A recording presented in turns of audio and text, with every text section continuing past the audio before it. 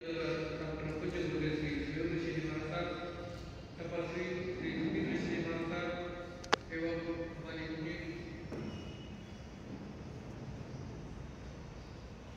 सभी साथ मिलकर एक भक्ति गुरु बनाएंगे। हमारे जीवन में जो कुछ भी मिलता है वो सब गुरु की कृपा से मिलता है। इन्हीं भावों के साथ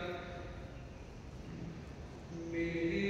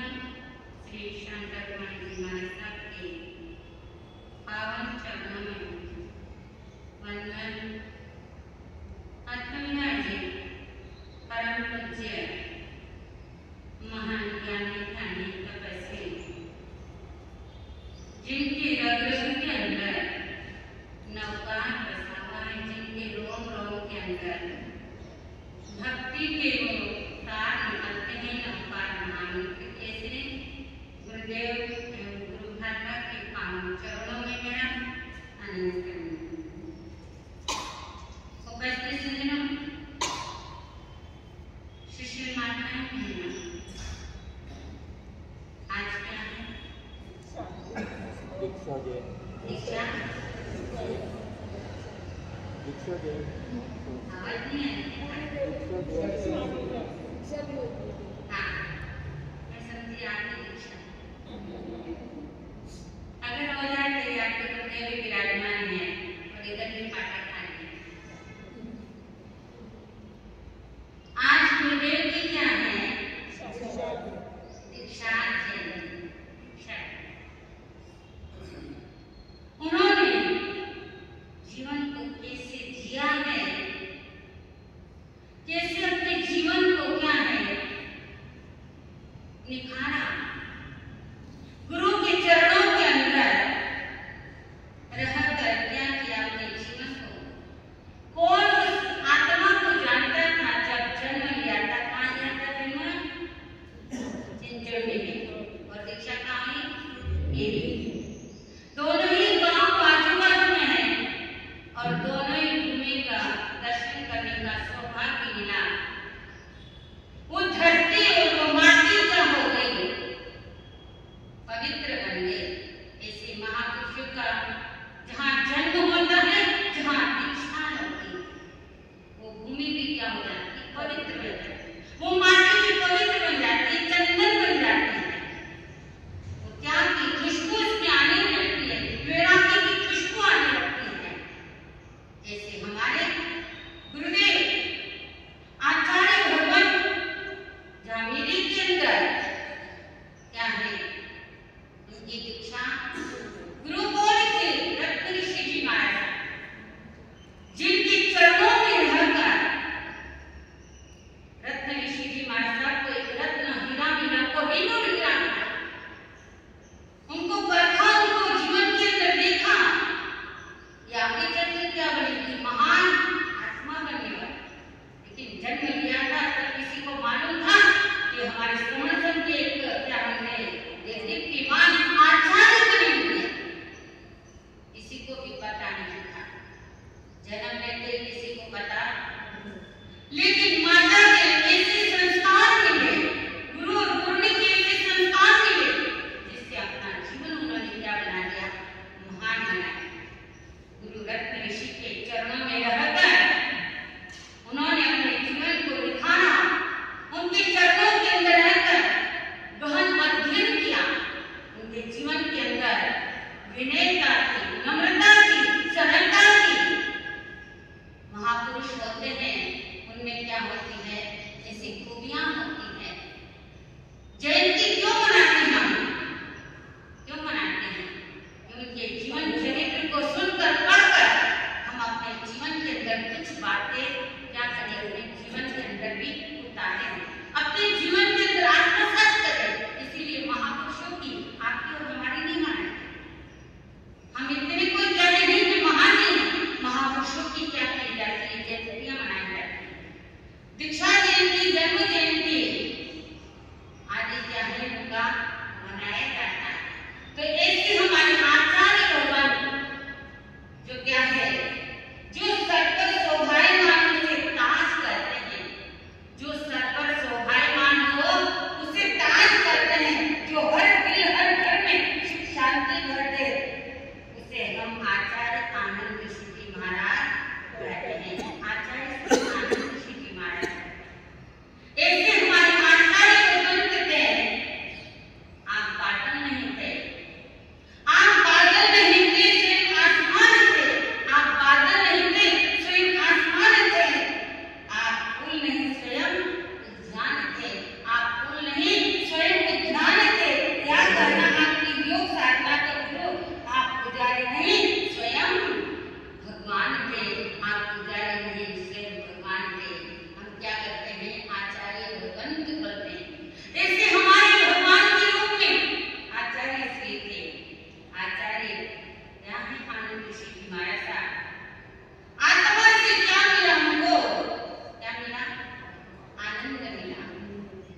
प्रथम आचार्य कौन होते हैं?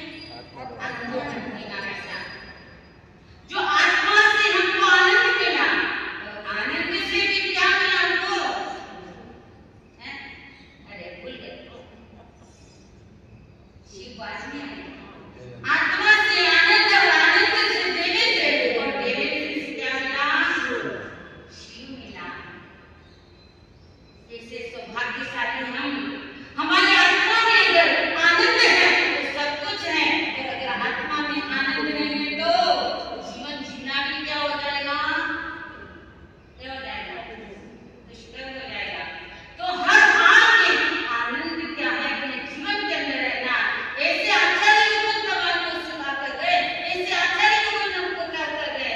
आनंद से ही जियो। और क्या है, जब कभी भी कहते हैं, पूछते हैं तो क्या बोलते थे गुरुदेव? आनंद है। तो आनंद के अंदर ही आनंद बनाना। ऐसे हमारे आचार्य आनंद ऋषि जी महाराज चाहते हैं, जिनकी आंखों में आत्म भावों का अंजन था, जिनकी आंखों में आत्म भावों का अंजन था, जिनके अंतःकरण में था परमात्मा भक्ति का गुंजन, जिनके जीवन में था संकेतता का चिंतन, जिनके मस्तिष्क में था वाणी का मंथन, जिनकी वाणी में था आत्मभाव का रक्षण। ऐसे क्या थे? आचार्य श्री थे। आचार्य श्री के अंदर इतनी नम्रता, सरलता, और जो कोई भी उनके पास में एक बार चला जाता तो सदा सदा के लिए उनके क्या हो जाते हैं? समर्पित हो जाते, भक्त बन जाते। आचार्य भगवान जो कोई भी आए सबको अपने में क्या करते थे? समा लेते। किसी को क्या है? भेदभाव की दृष्टि से नहीं देते। इसीलिए तो महापुरुषों को हम याद करते हैं। ऐसे आचार्य भगवान की तरह जहाँ जहाँ पर भी आपके क्या हुए? चरण पड़े। क्या हुए? जहाँ जहाँ पर भी भगवान महावीर के क्या है? चरण पड़ते हैं तो कमल क्या हो जाते हैं? क्या हो जाते हैं? खिल जाते हैं, स्वर्ण कमल। लेकिन जहाँ क्या है? आपके चरण पड़े वहाँ भले ही कमल क्या है? खिले नहीं होंगे, लेकिन आपके क्या होते हैं? आपकी आत्मा जहाँ पर भी जाते हैं, जहाँ पर भी चरण पड़ते हैं, वहाँ क्या है? हर्ष का वातावरण हो जाता। क्या हो जाती? कमल क्या हो जाता है? चेहरे को भी क्या किया है? कमल की उपमा दी है। चेहरे को भी क्या दिया है? कमल की उपमा दी है। तो उनके क्या हो जाते थे? कमल खिल जाते थे। आचार्य भगवंत जब पधारे, हमको सौभाग्य नहीं मिला कि उनके क्या है? दर्शन करने का। लेकिन महापुरुषों की तो क्या होती है? खुशबू दसों दिशाओं के अंदर क्या हो जाती है? फैल जाती है। ऐसे आचार्य भगवान भगवान जिनके क्या हो गए? ऐसे गुण की महक भव्य आत्माओं आचार्य भगवंत के जितने भी गुण गाए उतने बहुत कम है। लेकिन हमको सुनना है गुरुदेव को, और सुनने के लिए जैसे आदेश हुआ गुरु घाटा का कि आपको बोलना है, तो क्या है? हमारा फर्ज होता है उनकी आज्ञा का पालन करना है। और क्या है? ये ज्यादा आपका समय न लेकर, और मैं इतना ही कहकर क्या है? जिंदगी खप जाए तो भी हम आचार्य के गुणगान नहीं गा सकते हैं। इन्हीं शुभ भावों के साथ में बोलिए भगवान महावीर स्वामी।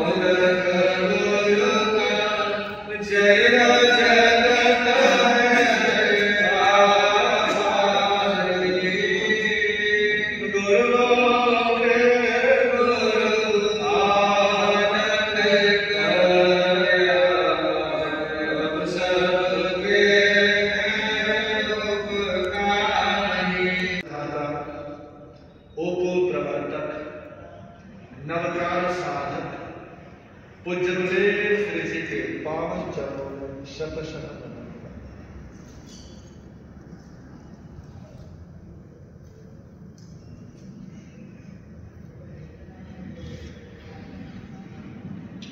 सहयोगी श्री शिवेंद्र श्री महाराज साहब, विराजिका परम विदुषी शासन प्रभाविका महासाध्वी श्री प्रिय साधना जी महाराज साहब, भाग्यशाली गुरु कृपा से तीर्थंकर परमात्मा महादेव की पावन धर्म देशना श्रवण करने के लिए आप सभी उपस्थित हुए हैं। प्रभु महावीर के प्रति आपकी इस आस्था का, श्रद्धा का हार्दिक हार्दिक अभिनंदन है।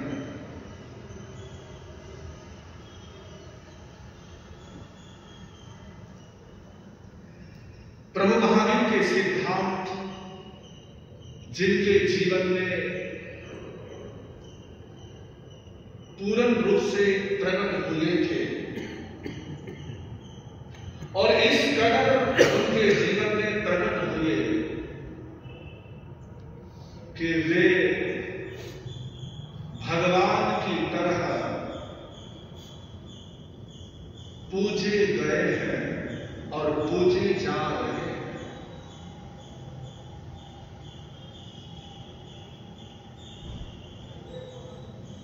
दो महापुरुष जिनका संबंध आज की इस तिथि से जुड़ा हुआ है,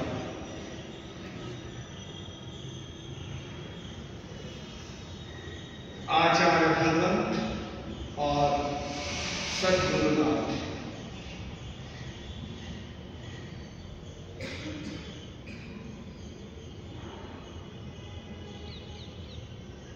आचार्य भगवंत के और सद्गुरुनाथ के जीवन के बारे में जितना बोला जाए उतना कम ही कम है। ये ऐसे महापुरुष हुए हैं जिन्हें पूरी तरह बोल पाना असंभव है, जिन्हें पूरी तरह व्यक्त कर पाना इम्पॉसिबल है। तब भी कुछ हम प्रयास करते हैं कि कुछ जितनी हमारी क्षमता है, जितना हमारा सामर्थ्य है, जितनी हमारी ताकत है, उसके अनुरूप हम थोड़ा सा गुणगान करने का प्रयास करते हैं।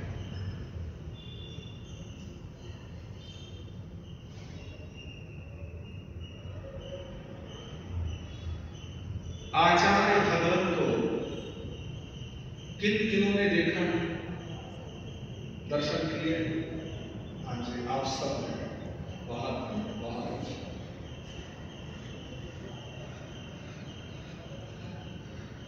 आप सबने एक बात जरूर अनुभव करी होगी कि उनके मुखमंडल से यूं झलकता था जैसे साक्षात भगवान विराजमान। यूं लगता था जैसे स्वयं महावीर, स्वयं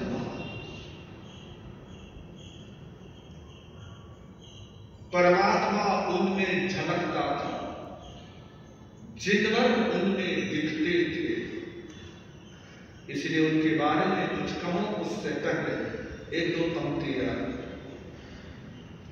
जिनवर को तुझ में देखा था, जिनवर को तुझ में देखा था, प्रभुवर को तुझ में देखा था, प्रभुवर को तुझ में देखा था। आनंद से भरा एक जाम था वो, आनंद से भरा एक जाम था वो, पावों में जिनके पद्म कमल, पावों में जिनके पद्म कमल, पावों में जिनके पद्म कमल, पावों में जिनके पद्म कमल। कुदरत का दिया कमाल था वो, कुदरत का दिया कमाल था वो, प्रभुवर को तुझ में देखा था, प्रभुवर को तुझ में देखा था, जिनवर को तुझ में देखा था, जिनवर को तुझ में देखा था।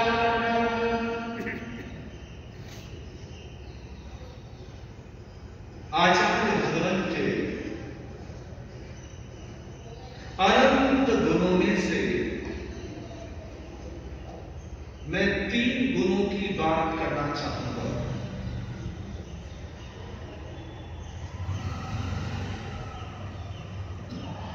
समर्पण, समता, संगठन।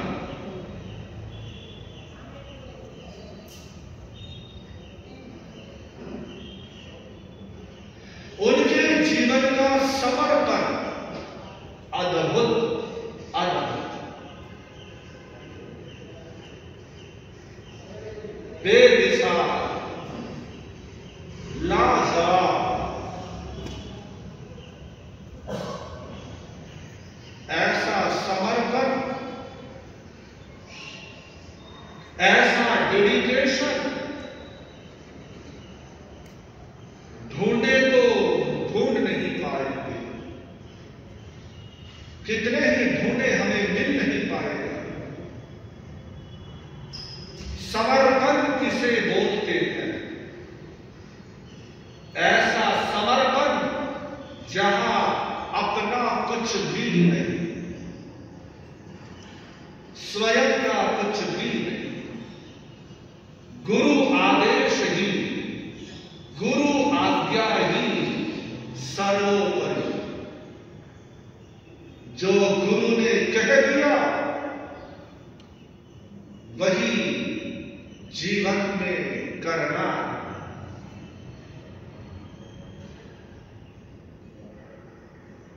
वही करना है।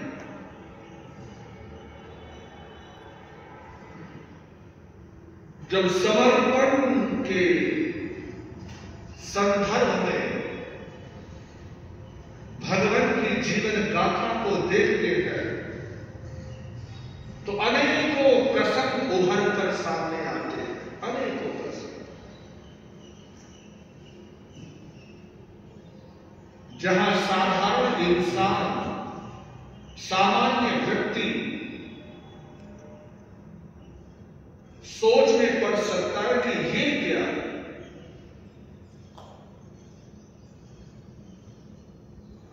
एक उदाहरण सामने रखना चाहूंगा।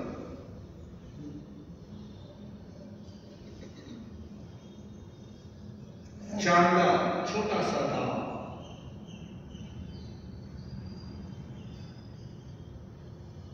गुरु रतन के साथ ऋषि आनंद स्थानक भवन में रुके हुए।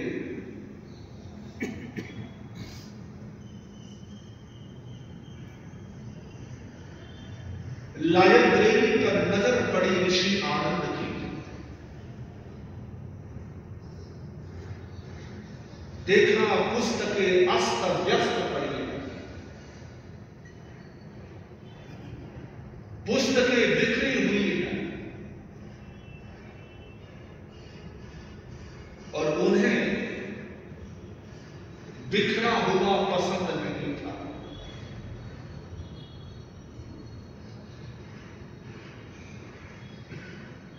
वे सामान को सहेजने में, सामान को व्यवस्थित रखने में विश्वास करते थे और ऐसा ही काम भी करते थे। उनकी हर चीज व्यवस्थित।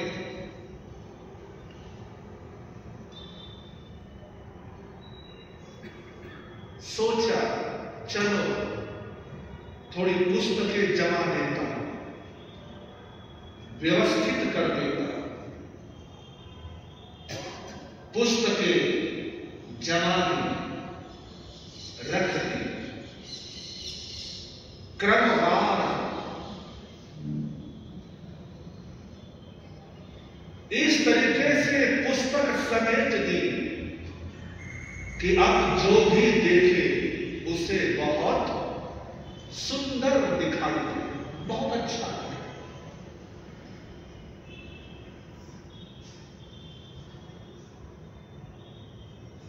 मन ही मन बहुत खुश हुए।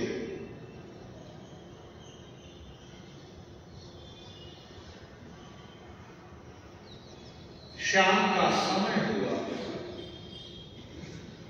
दोपहर के समय पुस्तकें समेटी। इधर 4 बजे होगी, 5 बजे होगी। ऋषि आनंद गुरुदेव के पास आते हैं, गुरुदेव से कुछ पूछते हैं, लेकिन गुरुदेव उस पूछी हुई बात का आंसर नहीं देते।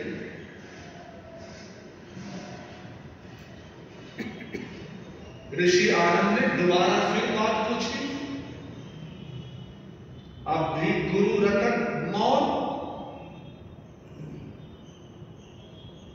तीसरी बार फिर सवाल किया, अब भी रतन गुरुवर मौन। सांझ हो गई, सूर्यास्त हो गया, प्रतिक्रमण की वंदना हो गई, प्रतिक्रमण भी हो गया, लेकिन गुरु रतन एक शब्द भी ऋषि आनंद से बोल नहीं रहे हैं। वो छोटा सा बालक 11-12 साल का वो बालक,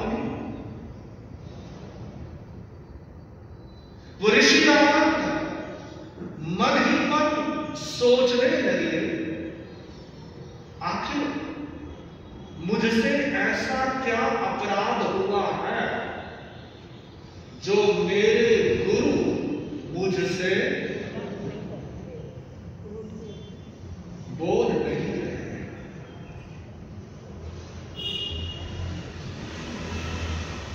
मेरे गुरु मुझसे बोल नहीं रहे, बात क्या है? सुबह उठने से लेकर शाम तक के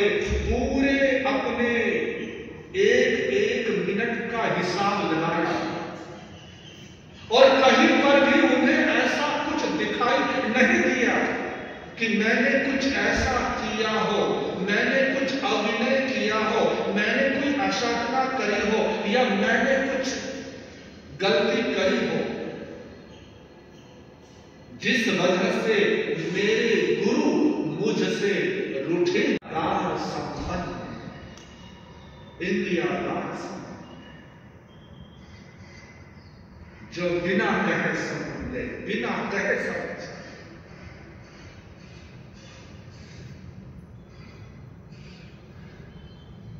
मैंने तो कोई गलती करी नहीं,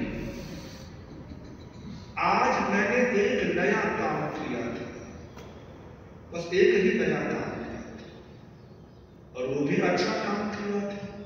कौन सा?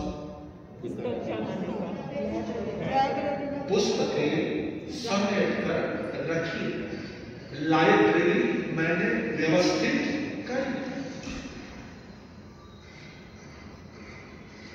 पुस्तकें जमाना, व्यवस्थित करना अच्छा काम है, खराब? अच्छा काम है, अच्छा काम है, बढ़िया काम है, सुंदर काम है, स्वच्छता का काम है। हो ना हो उसी काम में कहीं ना कहीं मुझसे कुछ ऐसा हुआ है, मुझसे ऐसी कोई गलती हुई है जिस वजह से मेरे गुरु मुझसे नाराज है, मेरे गुरु मुझसे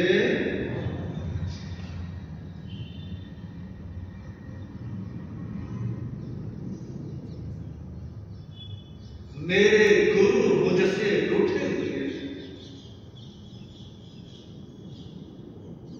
भाग्यशाली होते हैं वे गुरु, भाग्यशाली होते हैं वे माँ बाप जिन्हें ऐसे शिष्य और ऐसी संतान मिलती है कि जो अपने उपकारी को रूठा हुआ देखना पसंद नहीं करते।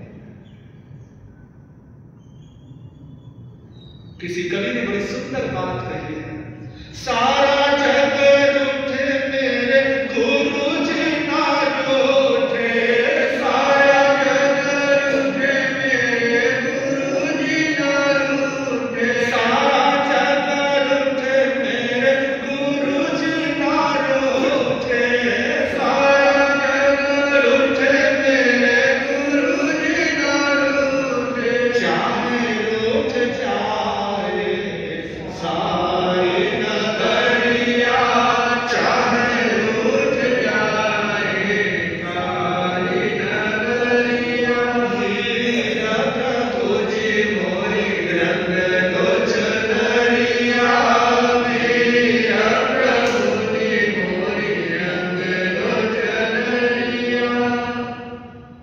गुरुदेव बोलो, गुरुदेव कहो मुझसे क्या गलती हुई है, यूं आप मुझसे रूठे मत, रूठे मत, यूं मुझसे आप खफा मत हो, मैं क्षमा चाहता हूं, मुझे अपनी गलती दिख नहीं रही, गलती कहां हुई। मैंने पुस्तकें समेटी है, लाइब्रेरी व्यवस्थित करी है, और वह उसी संदर्भ में आपकी कोई नाराजगी है, लेकिन मैं अभी अल्पज्ञ हूं, मैं समझ नहीं पा रहा। गुरुदेव आप बताएं, यूं आप मुझसे मौन, मुझसे यूं चुप ना रहे, मुझसे अबोल ना रहे, यूं मुझसे बिना बोले। और तब रतन गुरु ने कहा, आनंद तूने काम तो अच्छा किया, लेकिन उस अच्छे काम को भी आज्ञा लेकर ही करना चाहिए था, आज्ञा लेकर करना चाहिए। जी गुरुदेव, खनम तुम्हें आइंदा ऐसी गलती नहीं। यदि आज का कोई साधु होता, यदि आज का कोई बच्चा होता, और ऐसा कुछ गुरु उसको डांटते, ऐसे कोई माँ बाप उसे फटकारते, तो सामने वाला क्या बोलता? क्या बोलता? बोलो जी। मैंने कौन सा खराब काम किया? मैंने कौन सा गलत काम किया? अच्छा ही तो काम किया, बढ़िया तो काम किया। ये समर्पण, उनका जो समर्पण है, अच्छे काम पर भी डांट पड़ी तब भी कोई किसी तरीके से प्रतिक्रिया, ये समर्पण। कितनी मिसालें दी, बहुत है, बहुत है। समय की अपनी सीमा है, बहुत मिसाल, इतनी सारी चीजें, घटनाएं मुझे याद आ रही है, बहुत। तो समर्पण उनका अद्भुत था। दूसरा गुण समता, समता। क्या सहनशीलता,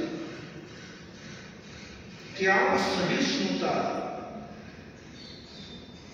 क्या संभाव, अद्भुत, अद्भुत।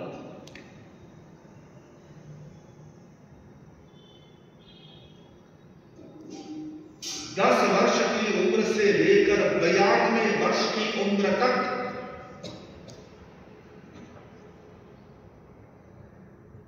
कितनी सारी विपरीत स्थितियां उनके सामने आई,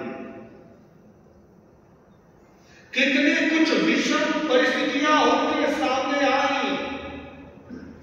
ये मत समझ लेना कि उनके सामने कुछ विषम स्थितियां नहीं आई होगी, उनके सामने कुछ विपरीत घड़ियां नहीं आई होगी, ऐसा नहीं है, बल्कि फतेह आई है, बहुत देर आई, बहुत आई, बहुत। साधु समाज की ओर से, समाज की ओर से, श्रावकों की ओर से बहुत सारी स्थितियां, बहुत सारी। क्या अद्भुत वो महापुरुष था कि उन विपरीत स्थितियों के जहर को वो पीता गया, पीता गया, पीता गया।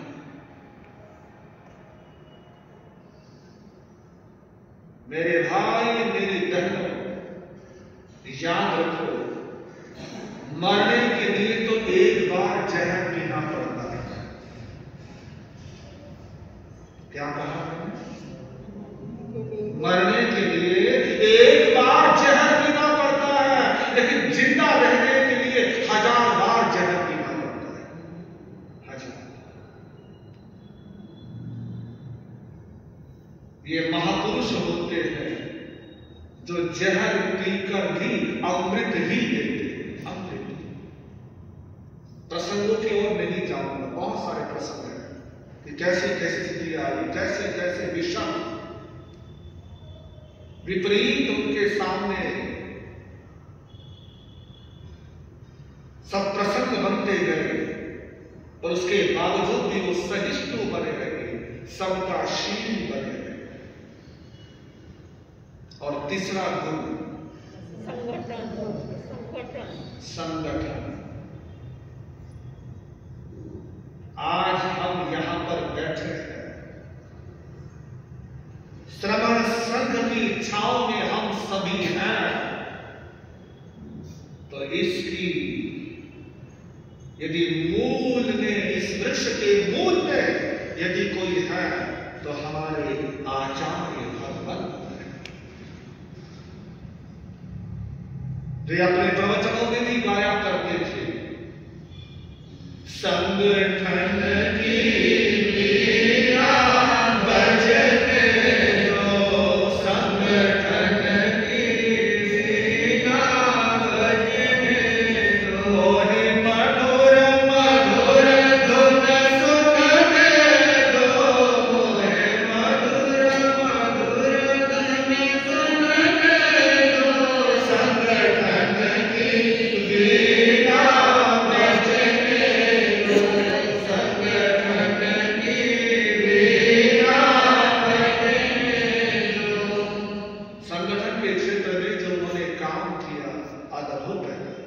न केवल उन्होंने जैन समाज को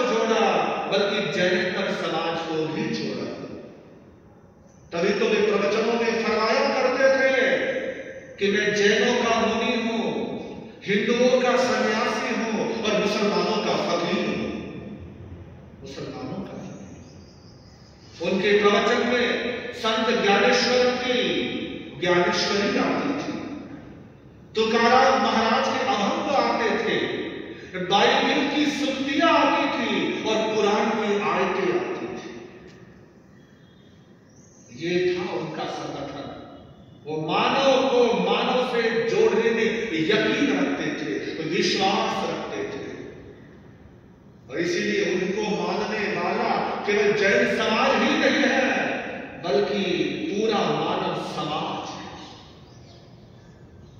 शायद आपको पता हो या ना हो, आज भी चिंचोली में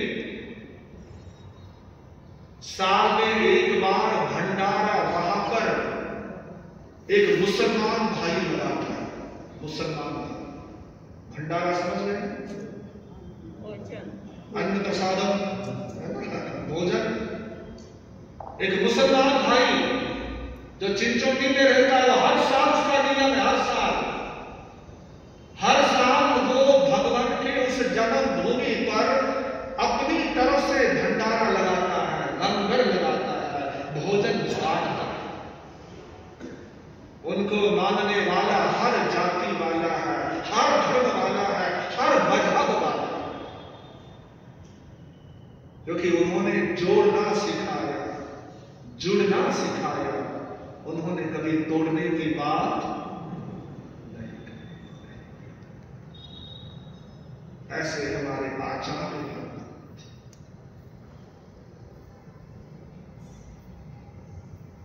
दूसरे महापुरुष कौन? सद्गुरुनाथ।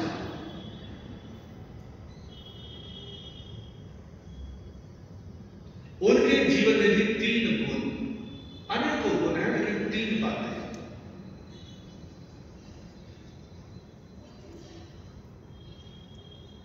साधना,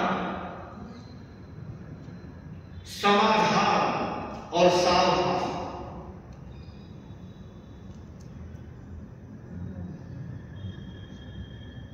साधना, क्या अद्भुत उस महापुरुष ने अपने आप को तपस्या में झोंक दिया, लगा दिया। जो एक बार संकल्प कर लिया, जो एक बार निश्चित कर लिया, जो एक बार ठान लिया, तो बस उस पर फिर डटे रहे, खड़े रहे मजबूती के साथ।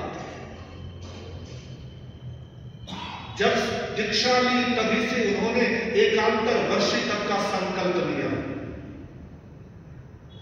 कि मैं वर्षी तक करूंगा, एकांतर करूंगा। चाहे विहार हो,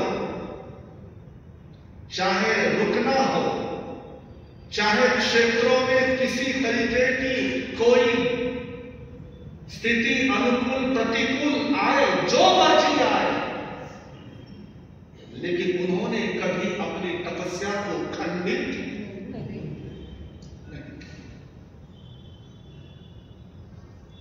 जीवन पर्यंत उनकी वर्षी तप की आराधना चलती रही। जीवन एक उनकी साधना की वानगी देना चाहूंगा। हिंगन घाट में उनका चौरासा चल रहा है और उसी चौरासे में प्लेग महामारी फैली हुई है। उस समय महामारी हुई थी। हमारे इसमें बुजुर्ग बंधु बैठे हैं, उनको शायद पता कि बहुत पहले एक बीमारी फैली थी, है ना, प्लेग। जैसे अभी कोरोना आया था, उस वैसे उस समय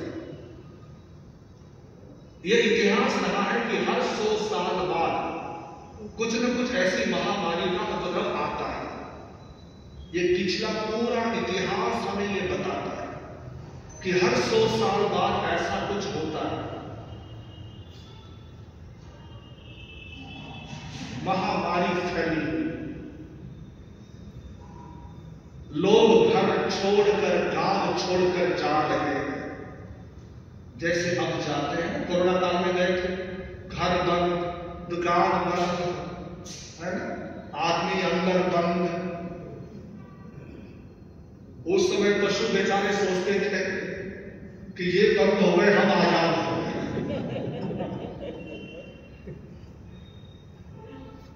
इंसान बंद हो गया था कि बाहर निकलना नहीं, जाना नहीं, आना नहीं। ऐसा ही समय हुआ था। सारे गांव खाली, शहर खाली, बस्तियां खाली। तपस्वी राज के पास हिंगन घाट के बंधु आए, श्रावक आए।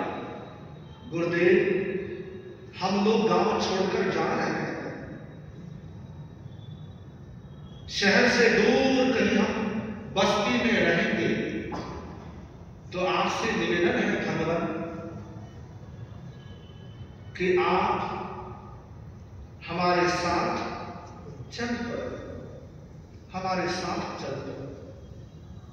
क्योंकि जब हम ही यहां नहीं रहेंगे तो आपकी व्यवस्था कैसे, आपके आहार पानी की सुलभता कैसे बनेगी?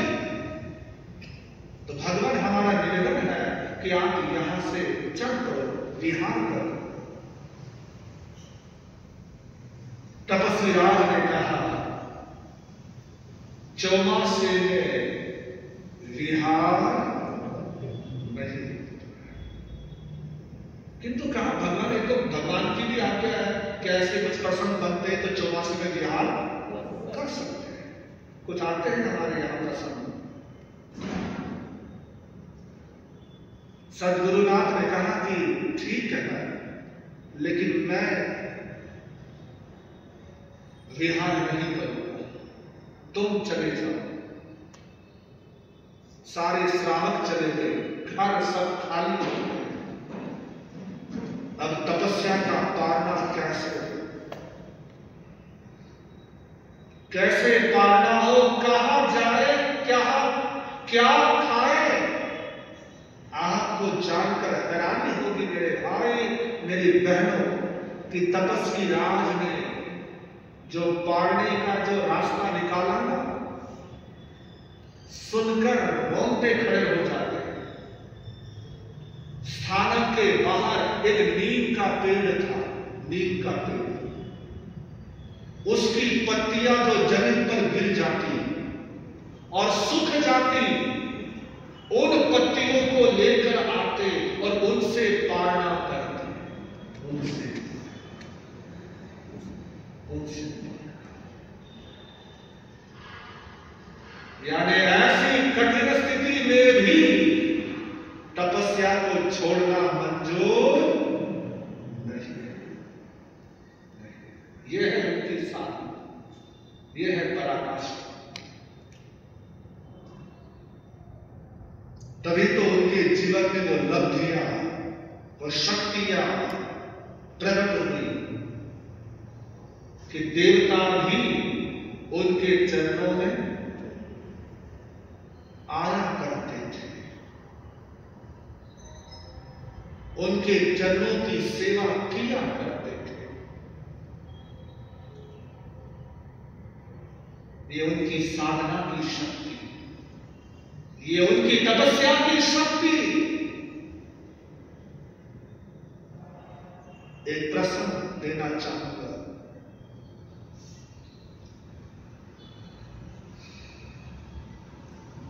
एक दंपति के यहां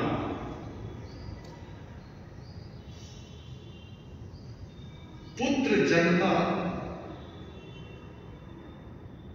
2-3 वर्ष का हुआ कि उसकी असमय मृत्यु हो गई उस बच्चे की। फिर एक बच्चा जन्मा,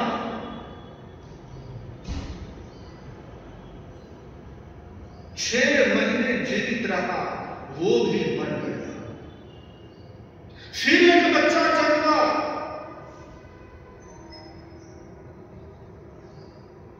1-2 साल जीवित रहा, वो भी मर गया। फिर एक पुत्र जन्मा, फिर एक संतान जन्मी। जन्म लेते ही उसकी मौत, जन्म। इस कारण उस दंपत्ति के 6-7 पुत्र जन्मे।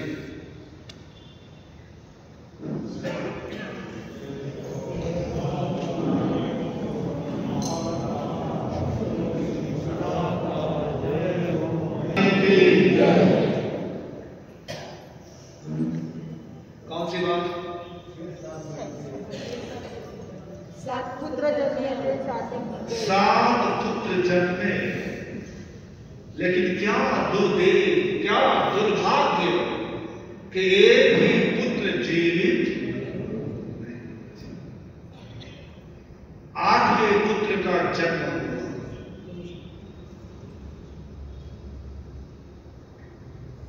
6 महीने बीते होंगे, 7-8 महीने बीते होंगे कि उस पुत्र को भी अचानक ज्वर ने आकर घेर लिया, बुखार हो गया, फीवर हो गया। इलाज कराया, उपचार कराया, कोई काम न आया। शहर में गए, डॉक्टरों को दिखाया। डॉक्टर ने चेकअप करने के बाद उस दंपति से कहा कि भाई साहब क्षमा करें, अब इस बच्चे का उपचार नहीं हो सकता। अब तो सब हमारे हाथ में, जो था कर लिया, लेकिन अब इसका बचना मुश्किल है। आप कल्पना कर सकते हैं कि उस मां पर क्या बीत रही, उस पिता पर क्या बीत रही होगी, दोनों पर क्या होगी। रोते बिलखते अपने बच्चे को घर ले आए। मां का रो रो कर बुरा हाल है, बच्चा गोदी में, बच्चे की श्वास धीरे धीरे उखड़ रही है, धीरे धीरे श्वास मंद हो रही है, मंद। अब गया, अब गया, अब गया, ऐसी स्थिति, ऐसी हालत। पिता भी बहुत भारी मन से किसी तरीके से खुद को थोड़ा संभाल रहा। उतने में अचानक उसे कुछ सूझा, उस व्यक्ति को, उस घर के मुखिया को कुछ लगा, एकदम से कुछ दिखा, उठा और गया, चूल्हे की राख ली। चूल्हा पहले के जमाने में चूल्हा होता था, घरों में चूल्हा होता, चूल्हे से राख ली, उस बच्चे के पास आकर अपने उस बच्चे के ललाट पर लगाई, कंठ पे लगाई, छाती पर लगाई और लगाते हुए मुंह से बोलने लगा कि हे सद्गुरुनाथ, ये बच्चा मैं तुम्हारे हवाले करता हूं, ये बच्चा मैं तुम्हें सौंपता हूं, अब तुम्हारा है, अब तुम्हारा जो फैसला है वो मुझे मंजूर है। तुम चाहो इस बच्चे को जिंदा रखो और तुम चाहो इस बच्चे को, जो करना है तुम्हें करना। मैं सौंप रहा हूं तुम्हें, दे रहा हूं तुम्हें, तुम्हारा, तुम्हारे हवाले, तुम्हारे हवाले। और मेरे भाई, थोड़ी देर में ही बच्चे की श्वास एकदम से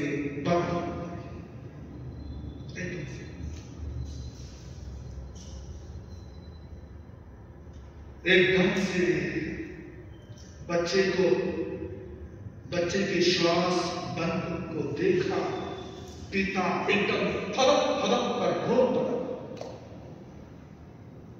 और मेरे भाई कुछ सेकंडों में ही उस पिता की नजर अपने बच्चे पर गई तो देखा कि बच्चे की धड़कन फिर शुरू हो गई। फिर श्वास फिर शुरू। न केवल श्वास शुरू हो गई, उस पिता ने उस बच्चे की मां से कहा, देखो हमारा बेटा श्वास ले रहा है, ठीक ले रहा है, देखो। और देखा मां ने कि थोड़ी ही देर में उस बच्चे ने अपनी आंखें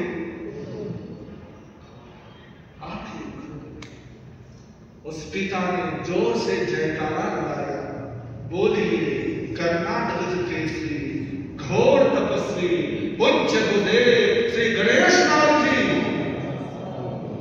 जयकारा बहुत कमजोर बनाते। पूज्य गुरुदेव गणेश लाल जी महाराज शाह की, सद्गुरुनाथ की, सद्गुरुनाथ की जयकारा लगाया। वो बच्चा कोई और नहीं बल्कि हमारे अपने गुरुदेव है। गुरुदेव को जीवन दान गुरु गणेश ने दिया है। गुरु गणेश की वजह से आज गुरुदेव हमारे बीच है, हमारे सामने है। ये प्रसंग गुरुदेव के ही जीवन का है, गुरुदेव के ही जन्म का प्रसंग है। गुरुदेव कर्नाटक से है और उस कर्नाटक में, जिस कर्नाटक में गणेश लाल जी महाराज का वर्चस्व रहा है, प्रभाव रहा है, भक्त समुदाय रहा है, तभी तो उस महापुरुष के नाम के साथ लगता है कर्नाटक गजकेश। उन्होंने कर्नाटक में धर्म प्रचार किया, धर्म ध्वजा फहराई। पूज्य गुरुदेव के पिताजी गणेश लाल जी महाराज के परम भक्त थे, परम भक्त। तो ऐसा था उनका समाधान। जिसने भी उनको याद किया उसको समाधान मिला। जिसने उन्हें जपा उसे समाधान मिला ही मिला है। ऐसा हुआ ही नहीं कि उन्हें याद किया और समाधान मिला ही मिला, हुआ ही हुआ। तो उनके जीवन का दूसरा गुण समाधान। उनके चरणों में जो आया उसे समाधान मिला। और आज भी जो उन्हें याद करता है, श्रद्धा के साथ स्मरण करता है, उसका समाधान होता ही। और तीसरा सूत्र कौन सा शब्द? सावधान। वो गजब के सावधान करने वाले थे, गजब के। उनके पास कोई आता बिना उपट्टी के, कोई आ जाए ऐसी फटकार, ऐसी ललकार लगाते। कोई हमारी माता बहन थोड़ा सा आभूषण वगैरह धारण करके आ जाए, थोड़ा सा तड़क भड़क वाले साड़ियां पहनकर आ जाए, फिर तो उनकी शब्दों की ऐसी मार पड़ती। वो बहुत गजब के थे। उन्होंने सावधान किया समाज को, उन्होंने सावधान किया नारी जगत को, उन्होंने सावधान किया धर्म के रहनुमाओं को। बहुत काम थे, बहुत सारी बातें हैं, बहुत सारी चीजें हैं, लेकिन समय की अपनी सीमा है। चलिए हम इन दोनों ही महापुरुषों को याद करते हैं, आचार्य धर्मंत और सद्गुरुनाथ। इन दोनों को स्मरण करते हुए हम इन दोनों महापुरुषों के चरणों में नमन करते हैं, वंदन करते हैं। इन दोनों महापुरुषों का उपकार हम पर अनंत है, असीम है, अपार है। इनके उपकारों से हम हमेशा उपकृत बने रहेंगे, इनके आभारी बने रहेंगे। इनके ऋण से हम कभी मुक्त नहीं हो सकते। एक तरफ सद्गुरुनाथ जीवन दाता है गुरुदेव के, और दूसरी तरफ आचार्य भगवत दीक्षा दाता।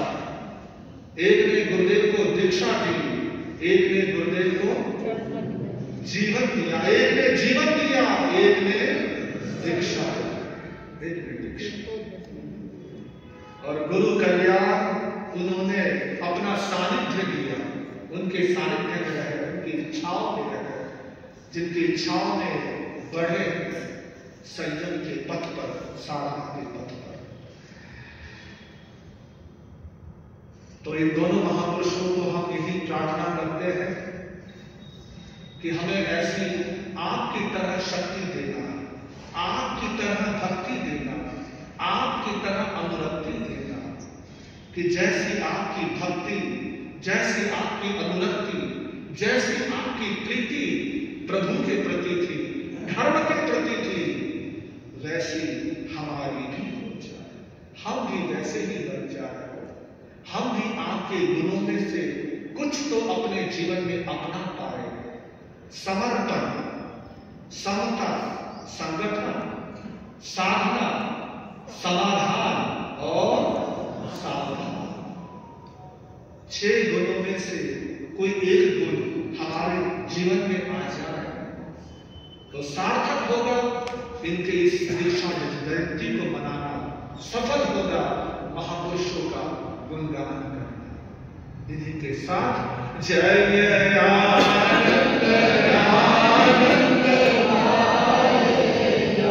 चरणों में शीश झुकाएगा, चरणों में शीश झुकाएगा, जय आनंद आनंद गाएगा, ऋषि मन आनंद का नाम रटो, ऋषि मन आनंद का नाम रटो, कलिमल भावों से दूर हटो, कलिमल भावों से दूर हटो, यह गीत रसिक सुनाएगा, यह गीत रसिक सुनाएगा,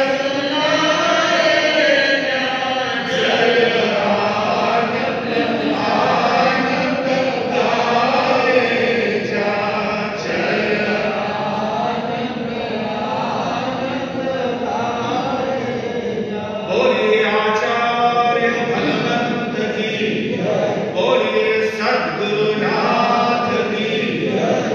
आज दोनों महापुरुषों का दीक्षा का दिवस है। अद्भुत है ये दिवस कि इस तिथि पर जिन्होंने दीक्षा ली दोनों ही शिखर पर पहुंच गए, दोनों ही एक अपने अपने स्थान, अपने अपने मुकाम पर पहुंचे हैं, शासन के दिव्य सितारे बने हैं। कल ही मैंने कहा था ना कि आज की तिथि बहुत कमाल